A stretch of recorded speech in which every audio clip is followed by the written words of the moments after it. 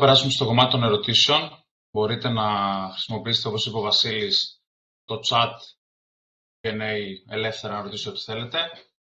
Έχουμε ήδη μια ερώτηση. Θα μεταφράσω κιόλας. So you can use the chat or the Q&A to write your questions. Professor Friki, the first question is, what is your opinion second PGF shot in the first offsync of the double offsync protocol? And let me translate, please. Ποια είναι η άποψή σας για δεύτερη δόση προσταγλαδίνης στο πρώτο offsync του double offsync πρωτοκόλλου? So can you repeat the question again? The second prostaglandin? Yes, to use a second prostaglandin in the first offsync of double offsync. Oh, no one has ever tried that. I do get a few questions on that. Theoretically, it would maybe slightly improve things, but I don't think it's going to improve things very much, because really what you're looking for from that first OVSync is to get them set up for the second OVSync. We've never done that trial, though. It's an interesting question. I don't know how big of an increase there would be. There might be a very small increase, but it's not something that we've recommended yet.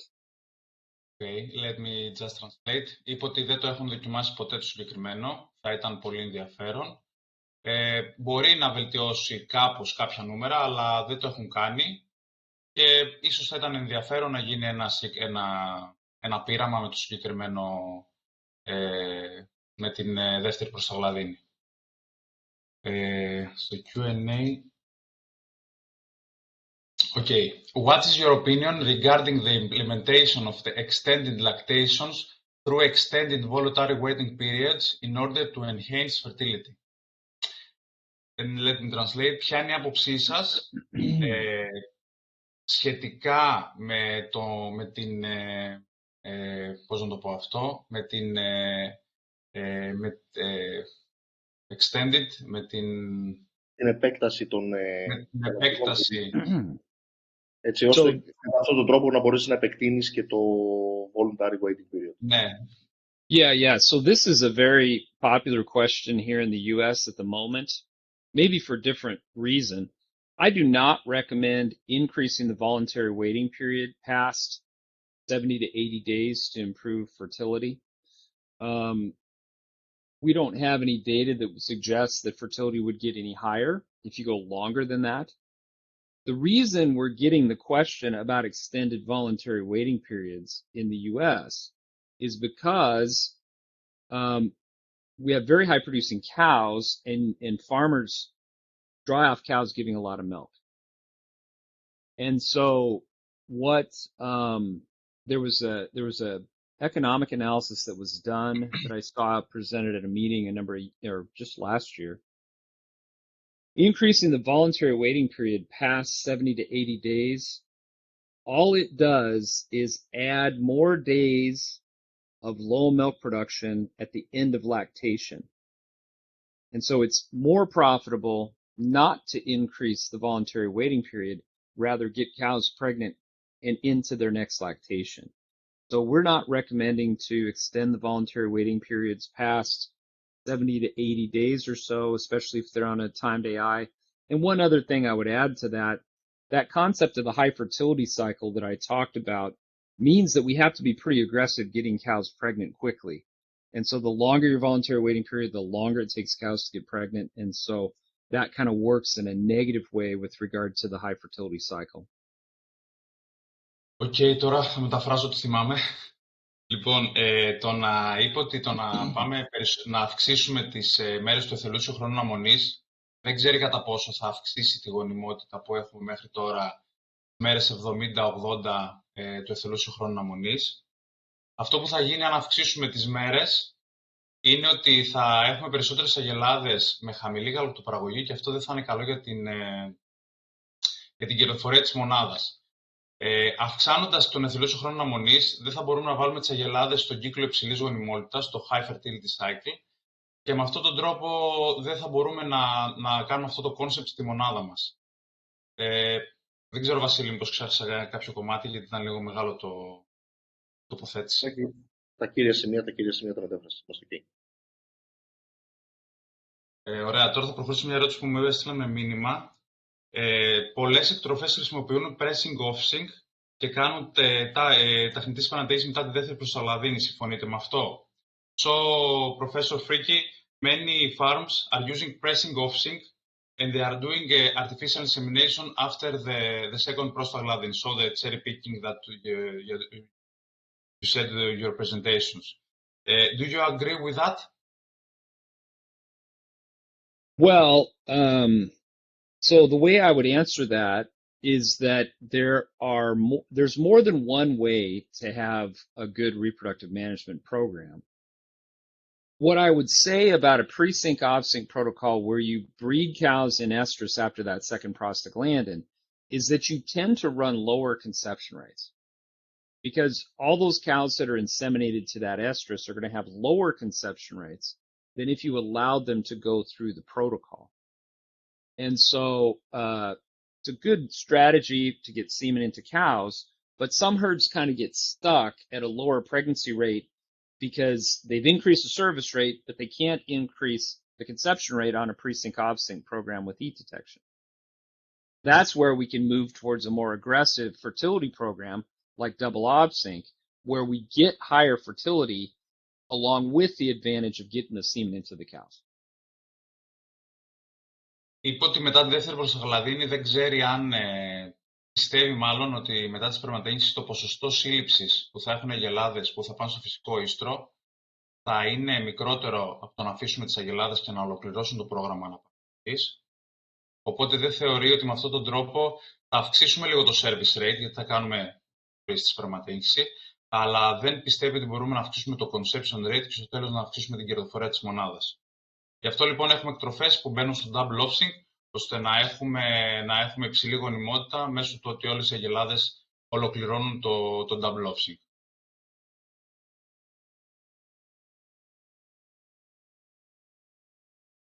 And another question, it's what's your opinion about robotic milking and reproduction? Ποια είναι η άποψή σας σχετικά με με τη ρομποτική αρμεγή ή διαχείριση των ζώων και την αναπαραγωγή? Yeah, robotic milking is becoming very popular here in the United States, especially amongst farms that are kind of what I would consider small or medium-sized. The other comment I would have about robotic milking, we have some very large farms that are incorporating robots. But what the very large farms tend to do, so for example, there's a farm here in Wisconsin, they milk about 4,000 cows. 1,800 of those cows are in a robotic milking barn. And then they have another part of their facility that's just a conventional barn. So they have options. Cows can either go to the robot. The cows that don't work in the robots can move over to the other side. They can divide up the cows that way.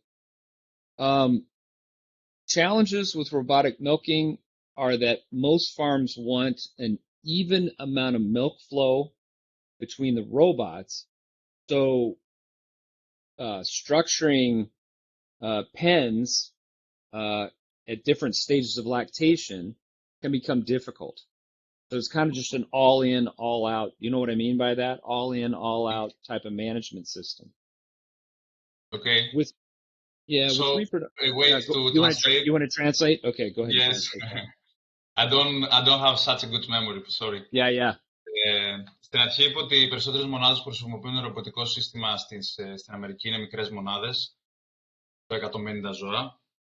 Υπάρχει μια πολύ μεγάλη μονάδα που έχει 4.000 ζώα, όπου τα 850 βρίσκονται ρομπότ και τα υπόλοιπα σε ένα κανονικό αρμεκτήριο. Οπότε λέει ότι είναι καλό να έχεις τη δυνατότητα να πας ζώα, αν ένα ζώο δεν αρμέγεται ρομποτικά, να πας και να μπορείς να το μεταφέρεις και στο άλλο το σύστημα. Και η δυσκολία που βλέπει σε σχέση με την αναπαραγωγή είναι ότι τα με το ρομπότ είναι all in all out. Δεν μπορείς να έχεις διαφορετικά group ώστε να κάνεις την ίδια διαχείριση που κάνεις με το συμπατικό σύστημα αρμεγής. So you can continue. Yeah, so with regard to reproduction, most robotic milking systems are sold with an accelerometer system. So most farms really want to use that accelerometer system to breed the cows. I understand that. Yet, I think just watching for estrus using a heat detection system is not aggressive enough because we have too many cows that are not cycling, for example. So you have to really combine heat detection with a good synchronization strategy. That's going to be my message when I come to Greece. Combining heat detection with good synchronization strategies yields the highest reproduction outcomes. So as I showed in my preview, what I recommend if you want a very high pregnancy rate is to use a fertility program at first service and then use the heat detection system to breed the cows that fail to conceive and return to estrus. And then cows are presented to a veterinarian, and the non-pregnant cows can be resynchronized. So I would still manage reproduction in that way, even if I had robotic milking with a heat detection system. Okay. Είπε ότι οι περισσότερες μονάδες που έχουν ρομπότ προσπαθούν να λύσουν το πρόβλημα που έχουν με τα συστήματα ανίχνευσης ίστρου και θέλουν να λειτουργήσουν έτσι. Αυτή η λύση δεν είναι τόσο επιθετική όπως είναι τα προγράμματα συγχρονισμού. Αυτός πιστεύει ότι το καλύτερο σύστημα είναι να κάνεις ένα συνδυασμό των δύο, δηλαδή του heat detection, της ανίχνευσης ίστρου και των προγραμμάτων συγχρονισμού. Και αυτό είναι κάτι το οποίο θα μας πει και στην Ελλάδα όταν έρθει τον Απρίλιο.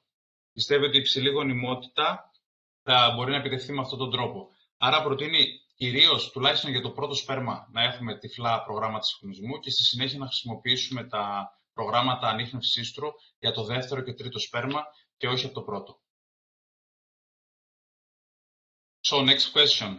Επόμενη ερώτηση. Ποια είναι η πιο σωστή ηλικία του πρώτου και του σιμοσχήρες κατά την άποψή σας? Which is the best age for the first calving in heifers, in your opinion? So the best repro strategy for non-lactating heifers, is that the question? The first, what you said, the repro? The best repro strategy for non-lactating? No. Which is the best age for the heifers to calve? 22 months, 24, 26? Oh. Yeah. So, age, I see, you're saying.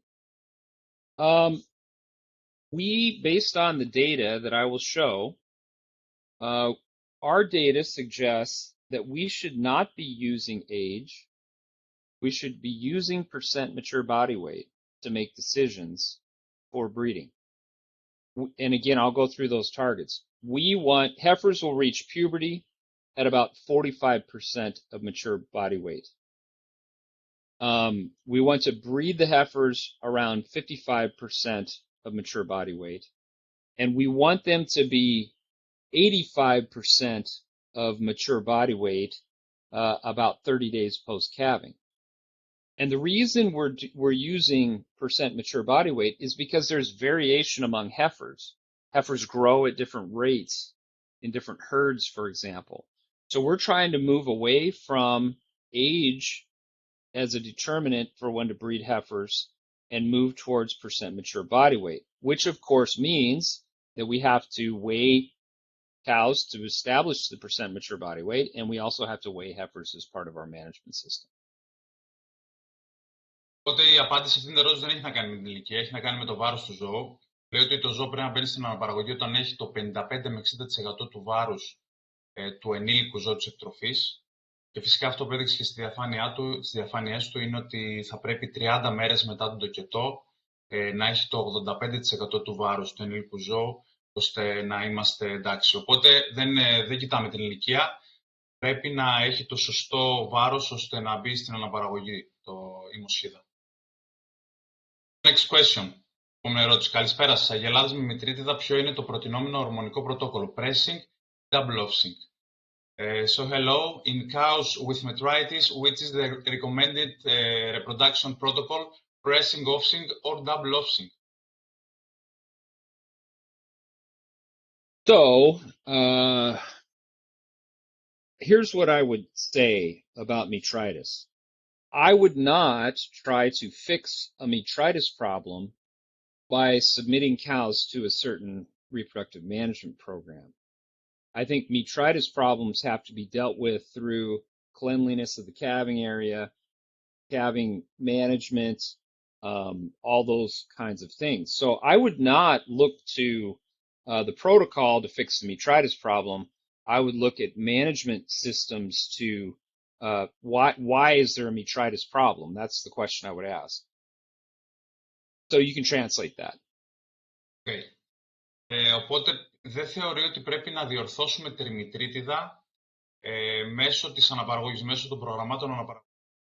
Θεωρείται πρέπει να πάμε και να δούμε, να βελτιώσουμε κάποιες συνθήκες όπως είναι το calving area ή ο τοκετός ή ο χώρος που γίνεται ο τοκετός, το πόσο εύκολα γίνεται το τοκετός. Οπότε θεωρεί ότι είναι ένα πρόβλημα που πρέπει να λυθεί μέσω της διαχείρισης. But Professor Frigi, I will continue the questions. Okay, we have many farms that the problem is there. We face this problem. Do you think that a protocol with prostaglandins can make the things better? Yeah, so that's where I was going to go to. That's what I was going to get to. What people see when they look at a pre-sync off-sync program are those two prostaglandins. And what they think is those two prostaglandins are there to clean the uterus. There is not much data that supports that prostaglandin treatments clean the uterus. That's the misconception. I will show data to that effect, okay? And so it actually ends up that in some ways, a double OBSYNC protocol may be better for uterine health, because what happens in a double OBSYNC program is that if you can ovulate a follicle and get a corpus luteum there and then regress it, that causes the cow to come into estrus, which gets estradiol high and will actually help to clean the uterus more than the prostaglandins. But I would say that I'll show some data on the effect of prostaglandins on the uterus, and there's not good data that suggests that's what those prostaglandins are doing. Okay. Οπότε συνέχισα την ερώτηση και του είπα ότι τι πιστεύει σε κροφές που έχουμε το πρόβλημα και θέλουν να κάνουν κάτι πάνω σε αυτό. Μου είπε ότι τα στοιχεία που έχουμε αυτή τη στιγμή δεν αποδεικνύουν ότι η διπλή προσταγλαδίνη, πολλοί θεωρούν ότι κάνοντας τις διπλές προσταγλαδίνες καθαρίζουμε τη μήτρα και στη συνέχεια έχουμε καλύτερα ποσοστά. Δεν υπάρχουν μελέτες που να αποδεικνύουν ότι αυτές οι δύο προσταγλαδίνες βοηθάνε ώστε να καθαρίσει το ζώο, να θεραπευτεί από τις ενδομητρίτιδες ή τις μητρίτιδες και να έχουμε καλύτερα αποτελέσματα. Πιστεύει ότι ίσως το Double Off-Sync πρόγραμμα, το οποίο περιλαμβάνει και GnRH μέσα, οπότε έχουμε νέο χρωσωματίου, συνέχεια έχουμε τη λύση αυτού του χρωσωματίου και το ζώο έρχεται σε ίστρο, μπορεί να δίνει καλύτερα αποτελέσματα εν τέλει στη γονιμότητα από ότι το Pressing Off-Sync πρωτόκολλο. Θα μας δείξει κάποια δεδομένα στην Ελλάδα όταν θα έρθει, τα οποία αποδεικνύουν αυτά που μόλις είπε, ότι δηλαδή οι δύο προσταγλαδίνες είναι misconception, είναι ένα παρεξηγήσιμο, είναι κάτι που έχει παρεξηγηθεί. Οι δύο προσταγλαδίνες στο Pressing Off-Sync δεν είναι εκεί για να καθαρίσουν τη μήτρα, είναι εκεί για να ρυθμίσουν τον κύκλο της αγελάδας.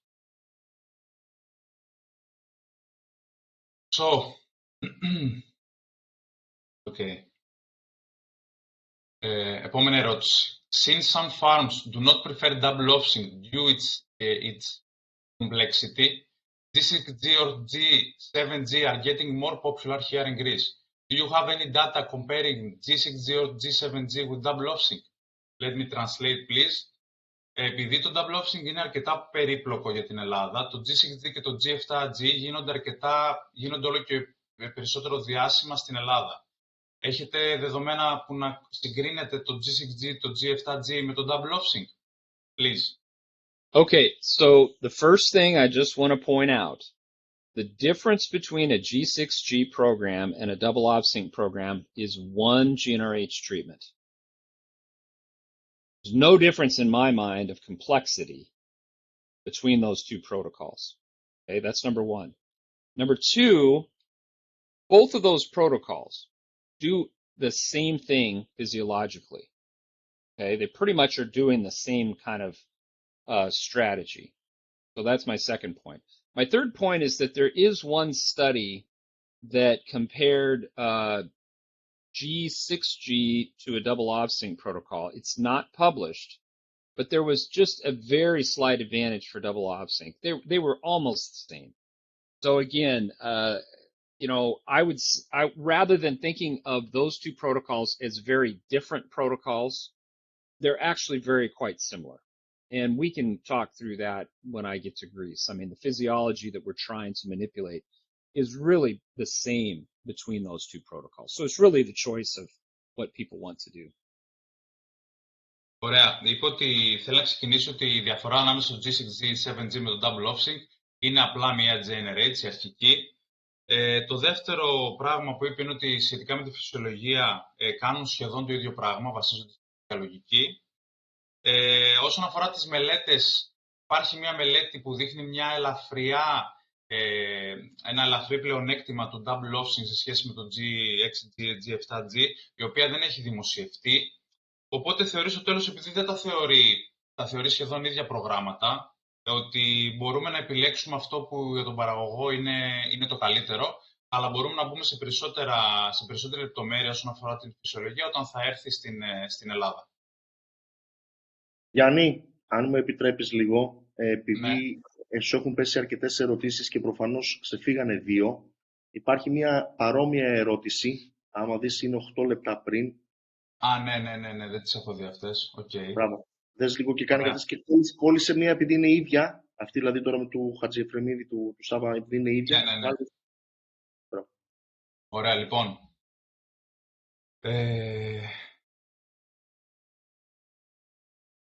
What is your opinion regarding G6G and double OBSYNC protocol? Do you think that the adjunct augmentation of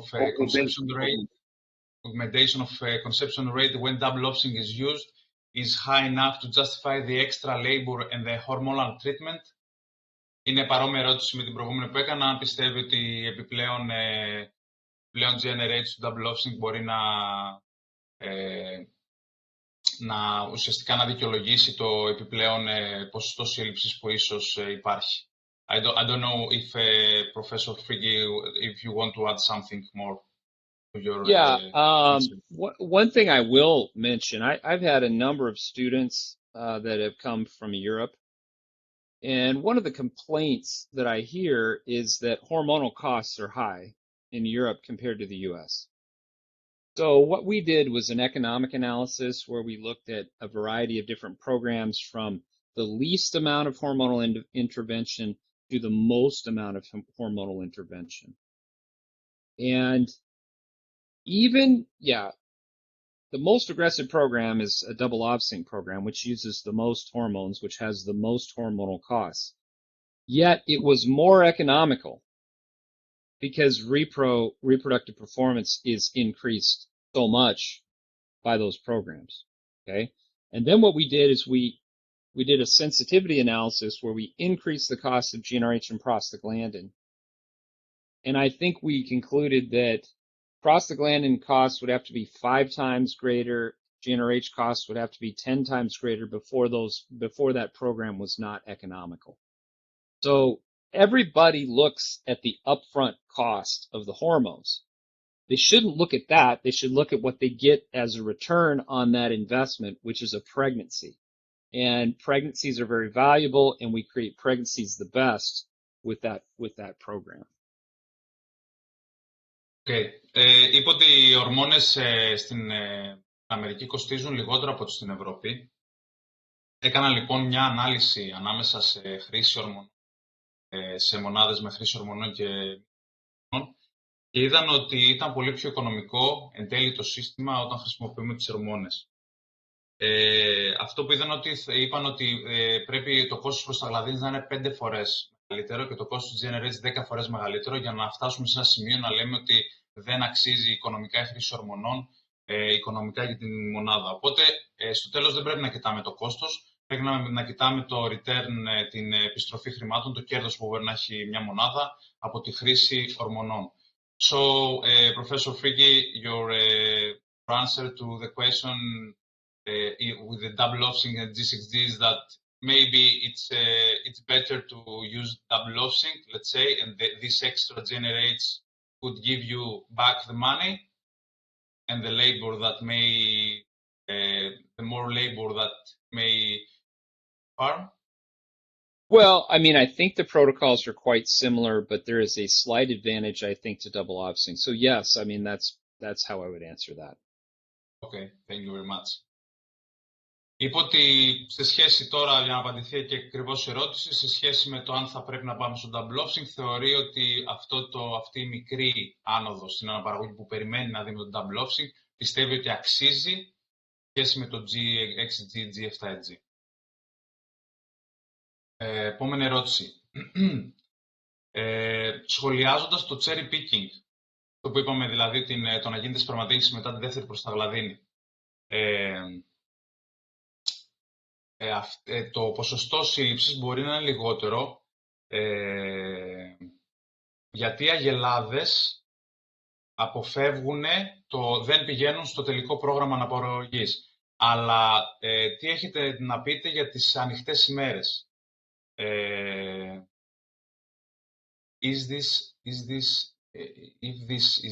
Αν αυτό είναι το ενδιαφέρον μας, οι ανοιχτές μέρες μειώνονται.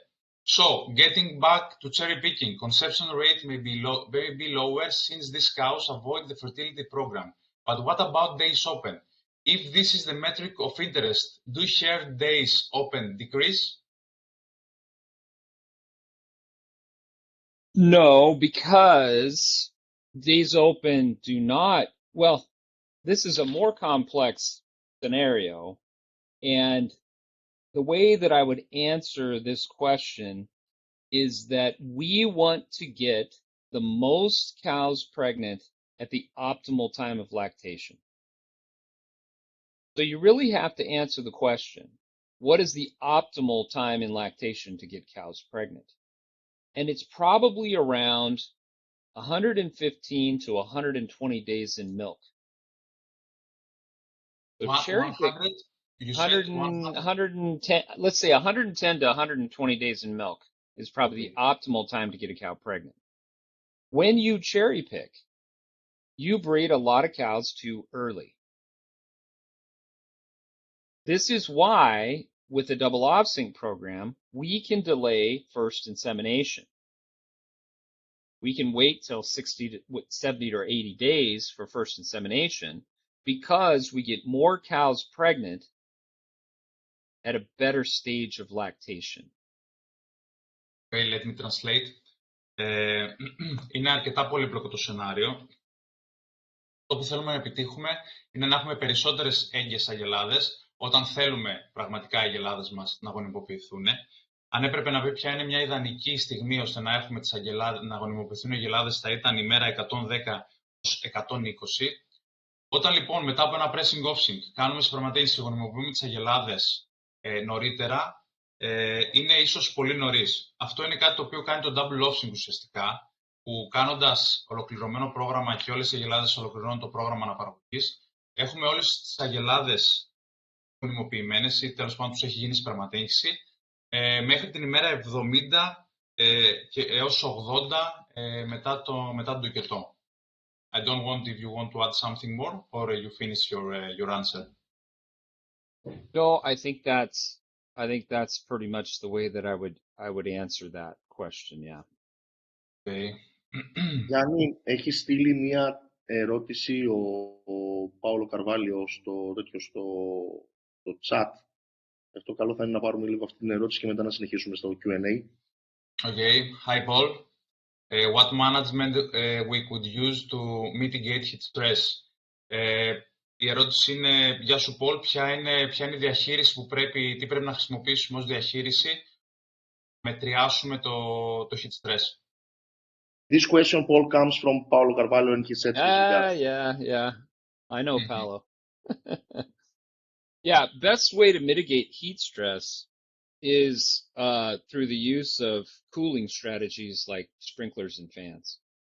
Here in Wisconsin, we have heat stress, but nothing like you guys would have in Greece. Yet our farms, we have many, many tunnel ventilated farms, cross ventilated barns with sprinklers and fans. The thing that heat stress causes with a problem with fertility is you get an elevation of maternal body temperature because these cows are metabolically very active, producing all this milk, and then the environment gets hot. So their body temperature goes up.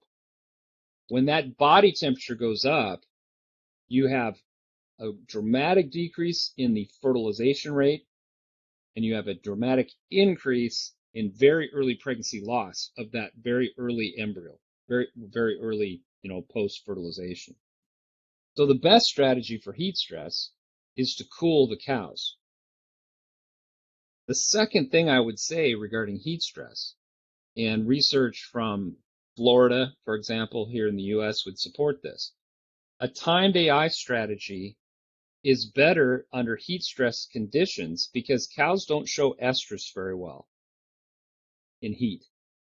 So just the fact that you're putting semen into cows, even at a low conception rate, gets you more pregnancies during heat stress than simply relying on heat detection. I should ask Paolo. I should ask Paolo if he likes that answer. That answer, okay. Η απάντηση ήταν ότι στην Αμερική σε καμία περίπτωση δεν έχουμε το heat stress που αντιμετωπίζουμε εμείς στην Ελλάδα. Φυσικά προσπαθούν να αντιμετωπίσουν με κάποιους ανεμιστήρες, με νερά, δεν λες πώς, δεν μου έρχεται τώρα, Βασίλη, τέλος πάντων, με ψεκασμό νερού. Αυτό που γίνεται στη φυσιολογία του ζώου είναι ότι αυξάνεται πάρα πολύ ο μεταβολισμός, ο ενεργός μεταβολισμός του ζώου, αυξάνεται η θερμοκρασία, οπότε έχουμε μεγάλο πρόβλημα όσον αφορά τους εμβρυϊκούς θανάτους και το ποσοστό σύλληψης.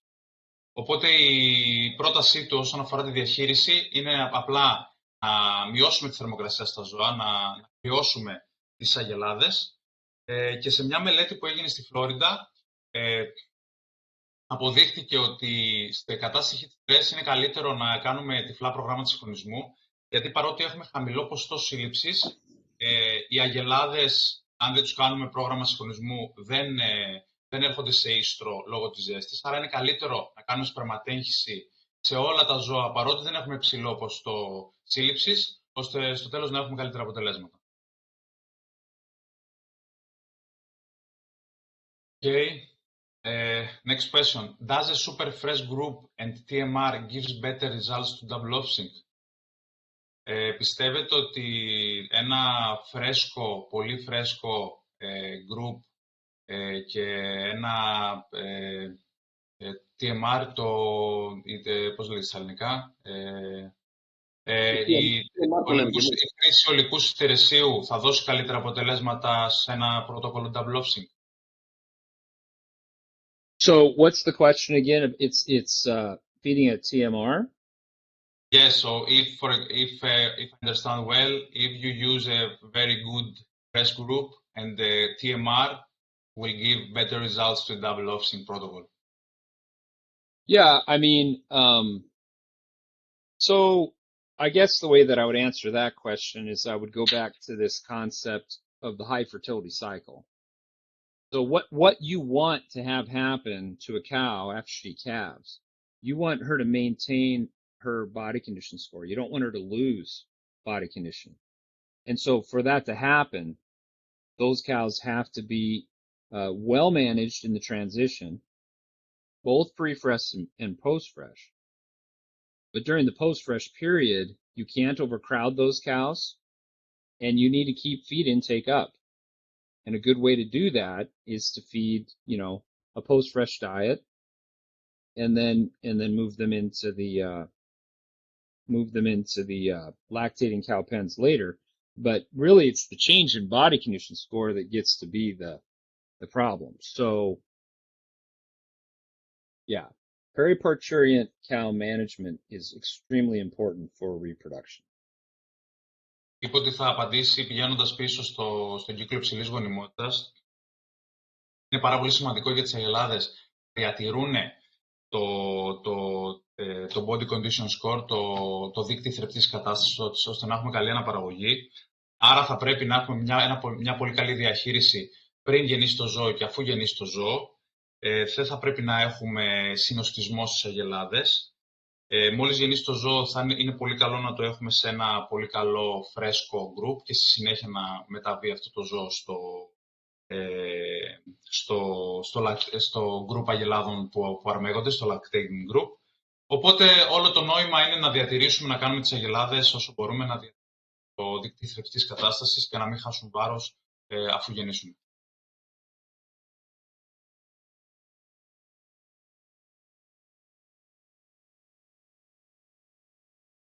So another question. This is the devil's lawyer, cherry picking. Quality of quality of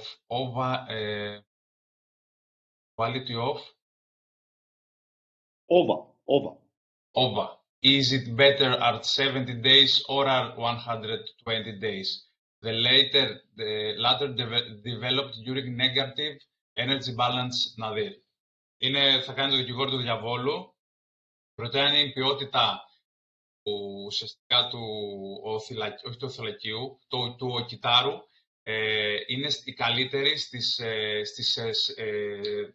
σχέση με τις 120 μέρες. Γιατί όταν είναι στις 70 μέρες λέμε ότι αναπτύχθηκε, ξεκίνησε τη δημιουργία του κάτω από μια συνθήκη αρνητικής, σε αρνητικό ενεργειακό ισοζύγιο. So please. Yeah, I mean, if you it's difficult to assess that at different days in milk, just because different things are happening to different cows at days in milk. The best thing I can answer this question is there was a study done here at the University of Wisconsin comparing embryo quality of lactating dairy cows to heifers, non-lactating heifers. And heifers have better embryo quality than lactating dairy cows.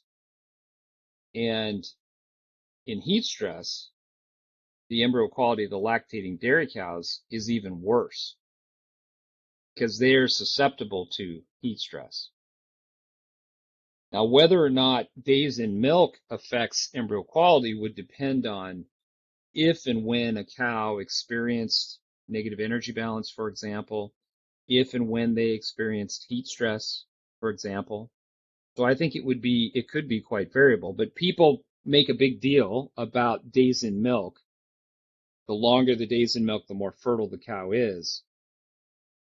I think that that's overly simplistic way to look at it because it just depends. Είναι λίγο δύσκολο να αξιολογήσουμε και να απαντήσουμε σε αυτή την ερώτηση αναλόγως με τις μέρες γαλακτοπαραγωγής. Σίγουρα η ποιότητα, σε μια μελέτη που έγινε, η ποιότητα του εμβρίου στις αγελάδες που αρμεγόταν, τις αρμεγόμενες αγελάδες ήταν χειρότερη από ό,τι σε αιμοσχήδες, δηλαδή σε ζώα που δεν αρμεγόταν.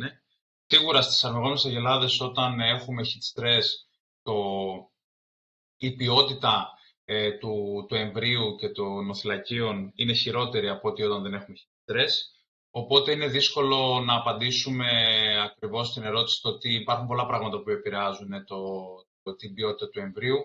Οπότε είναι δύσκολο να απαντήσουμε στην ερώτηση, συγκεκριμένη ερώτηση.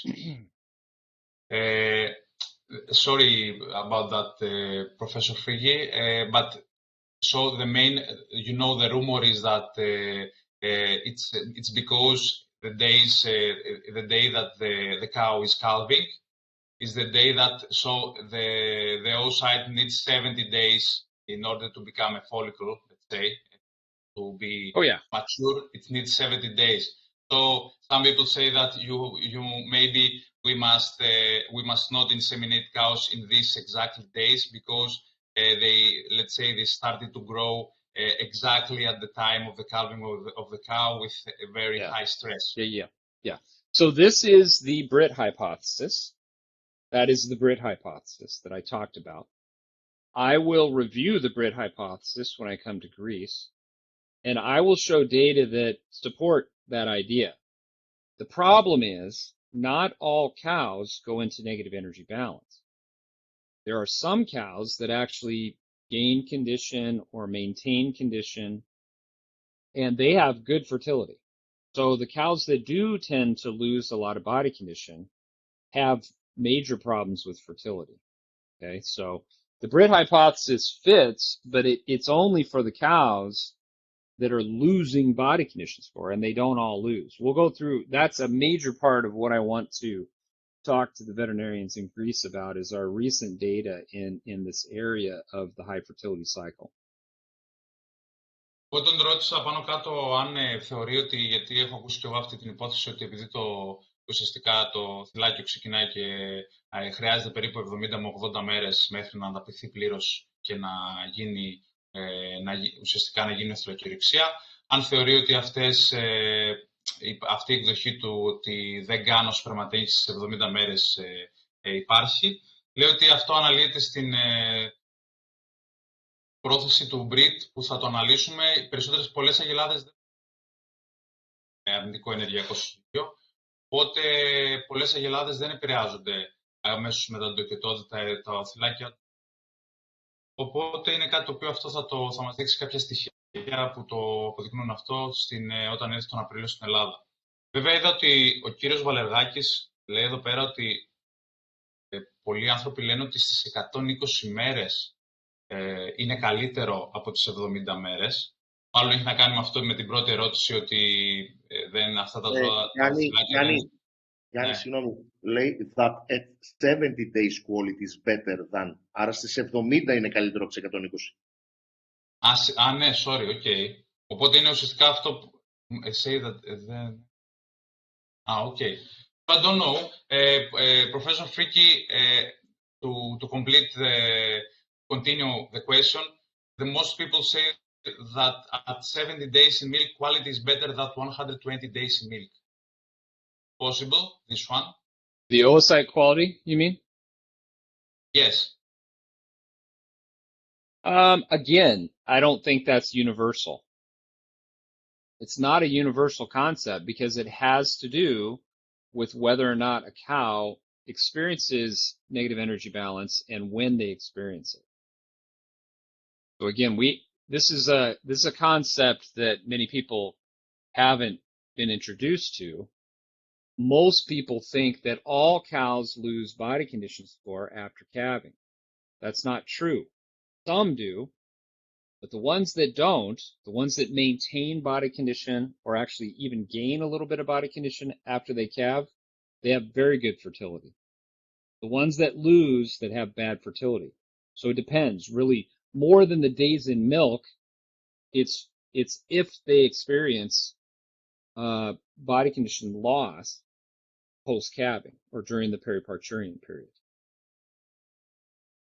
Η απάντηση είναι ότι δεν υπάρχει ένας γενικός κανόνας σε αυτό. Όλα εξαρτώνται από το αν οι αγελάδες έχουν χάσει, έχουν διατηρήσει, έχουν την θρεπτική τους κατάσταση. Αυτή ήταν πάνω κάτω η απάντησή του. Πάντως, για να βοηθήσω τον Γιάννη, νομίζω ότι και ο Γιώργος νομίζω ότι αυτό λέει, κάνει το σχόλιο. Δεν νομίζω ότι το κάνει ερώτηση. Ουσιαστικά λέει αυτό το πράγμα, ότι περισσότεροι πιστεύουν αυτό το πράγμα, το οποίο το λέει σαν σχόλιο. Ναι, οκ. Τα rumor. Is there any data that shows any change or effect on milk production when they receive the various hormonal treatments? Υπάρχουν δεδομένα που δείχνουν κάποια αλλαγή στην γαλακτοπαραγωγή όταν στις αγελάδες γίνονται ορμονικές θεραπείες?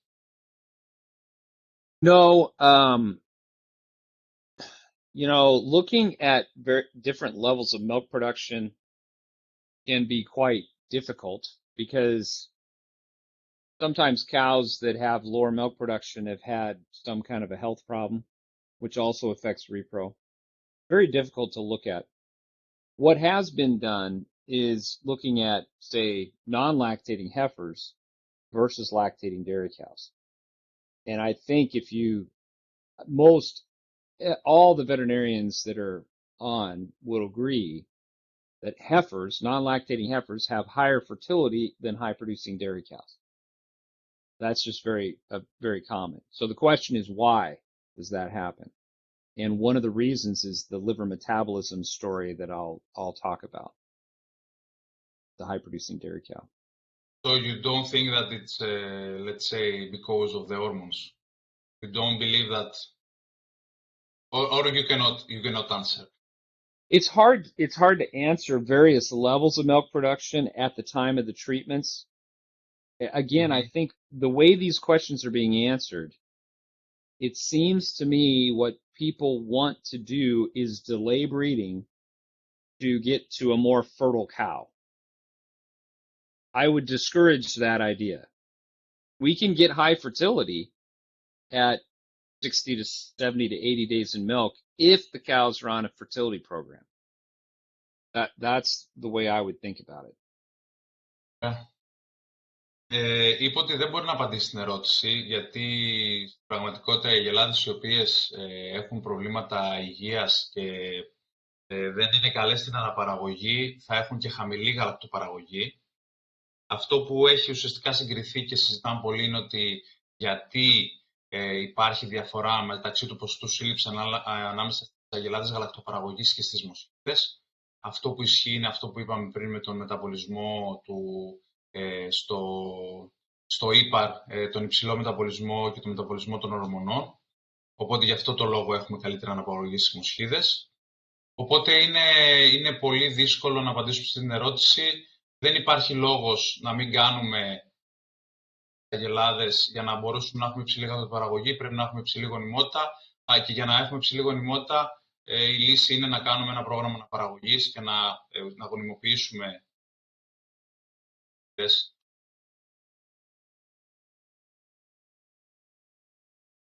I don't know if I have forgotten any questions. Όχι, από ό,τι βλέπω δεν υπάρχει άλλη ερώτηση.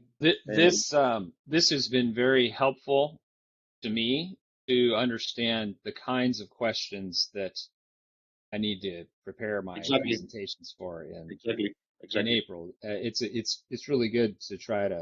So I will go through these concepts as best I can to answer. Είπε ότι αυτές οι ερωτήσεις ήταν πολύ βοηθητικές για να μπορέσει να καταλάβει το είδος των ερωτήσεων που θα λάβει όταν έρθει τον Απρίλιο στην Ελλάδα. Οπότε θα κοιτάξει αυτές τις ερωτήσεις και να είναι πιο προετοιμασμένος και να έχει περισσότερα στοιχεία για αυτά τα οποία ρωτήσαμε. Αν μπορώ να κάνω κι εγώ μια ερώτηση, Γιάννη. So, Paul, I would like to ask you another question. Please have it in your mind when you are going to visit us in Greece. Surprisingly, in your presentation, you spoke that many people, even in the US, they do not pay so much attention on heifers. And many people say, okay, should I work with heifers? Should I work in Repro with heifers?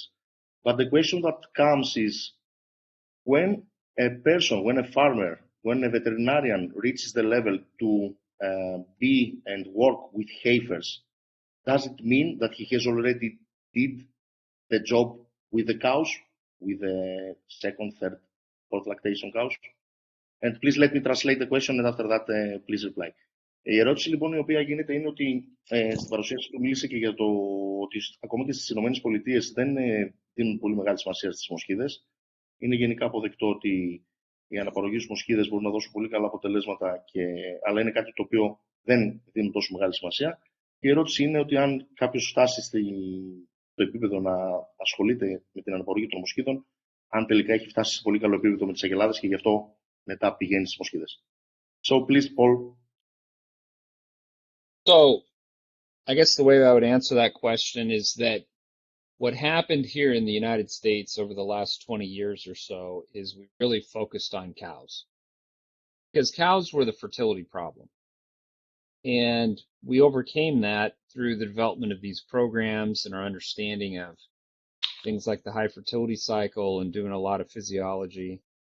And so what I look at now is, where do farmers need the most help? And in the U.S., it's with the heifers, because the heifers are just out of sight, out of mind. But there's a lot of money to be made when you're efficient with reproduction in heifers. That's the next generation of your animals coming into the herd. And so new technologies like genomics and use of sex semen have given us really good tools to manage heifers, but you have to be very aggressive at managing those heifers.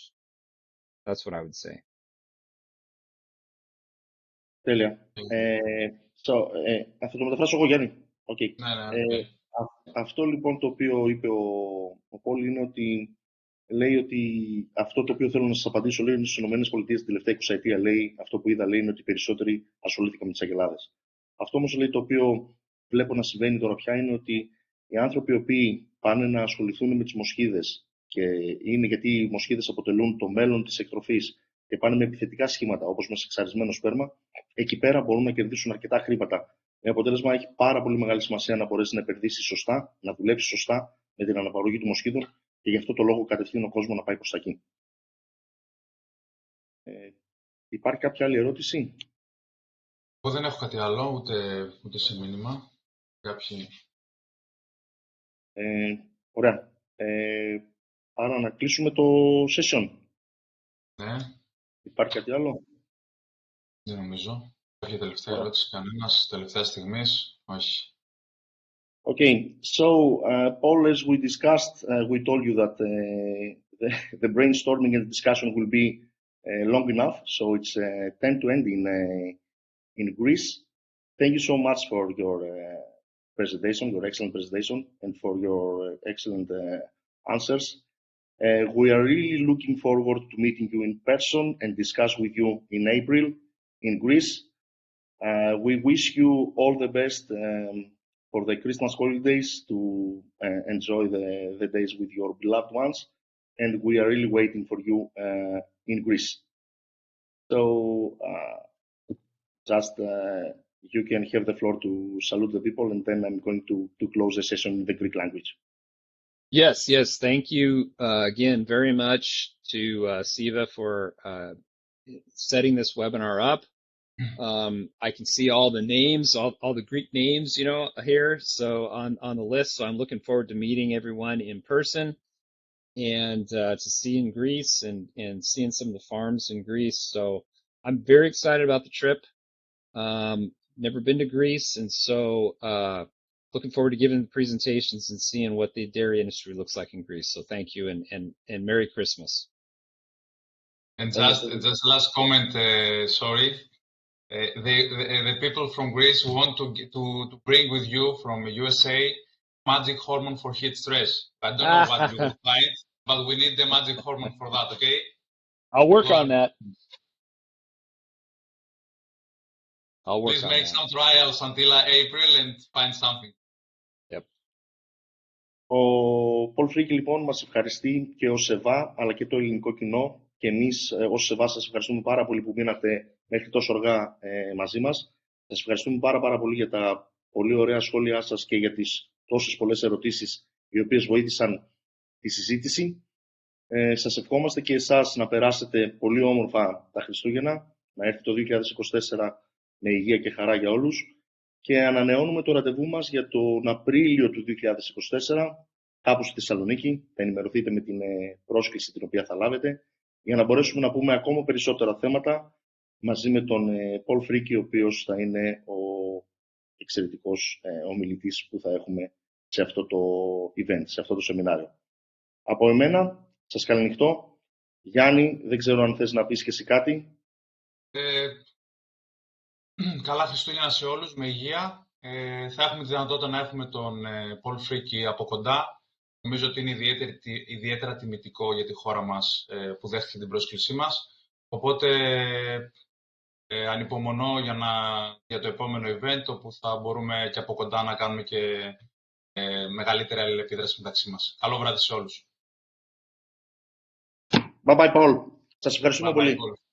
Γεια σας. Bye bye.